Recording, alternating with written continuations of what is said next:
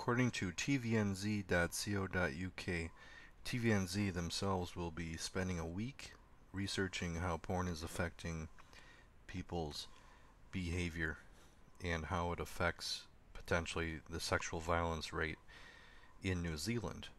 The One News team has reported on New Zealand's terrible rate of sexual violence, according to this article. TVNZ believes a missing piece of the puzzle in terms of the rising rate of sexual violence is porn. So TVNZ is going to be spending a week exploring the influence of porn. It looks like they'll be starting a major Sunday investigation, taking the audience inside the porn industry and seeing how it shapes our culture. And so this is a big deal, considering I don't feel that porn is discussed in the news channels too often.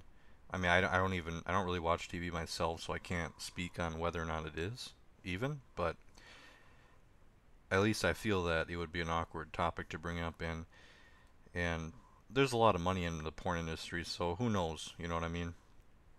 Who knows who has the strings pulled there. So and here's another really important point, is that porn addiction is affecting many young men, even causing erectile dysfunction. Yes, of course, porn-induced erectile dysfunction, also known as PIED, is a very real thing. And when you think about it, it really makes sense, because novelty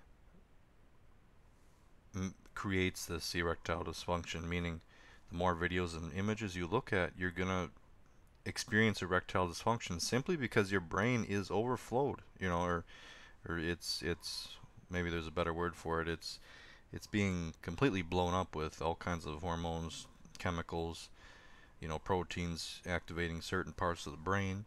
The reward circuit just being flooded nonstop. So why would the brain need to get an erection in real life if all of the brain has or needs to get that gratification is through the internet, through novelty? Because there's so many images and videos that are even being uploaded every single day, you simply can't keep up with them all unless I don't even know if it's even possible if you spent 24 hours a day looking at it all. So TVNZ's coverage of the porn problem, according to this article, begins on Sunday, November 4th at 7:30 on TVNZ1, and it includes a link where you can follow the entire series. So this is huge, in my opinion.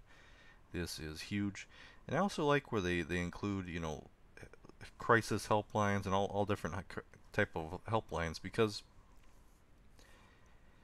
porn is definitely a problem. Obviously, that's why this channel exists. But, I mean, people also maybe need to talk to someone anonymously immediately, because I remember I felt so many different types of emotions, like severe depression and thoughts of my life isn't going to go anywhere, those kind of thoughts. So I completely understand why they included these helplines, even suicide crisis helpline. I mean, with other drugs, people can overdose, but with porn, it's a little different, I think. I mean, you can watch and watch and watch. I don't think there's ever really been a case of someone, quote, overdosing on porn, but the effects are still there. That's the point that I think keeps porn in the drug circle. Porn is still considered a drug because of how it affects the brain. It just doesn't have the same effect on the physical body because it's being, consumed through the eyes, which is understandable. But it doesn't. You don't want to downplay porn either, with that said. So definitely very cool that TVNZ will be covering this porn problem series, and it's simply that, the porn problem. So I applaud them for this, and it's great to hear.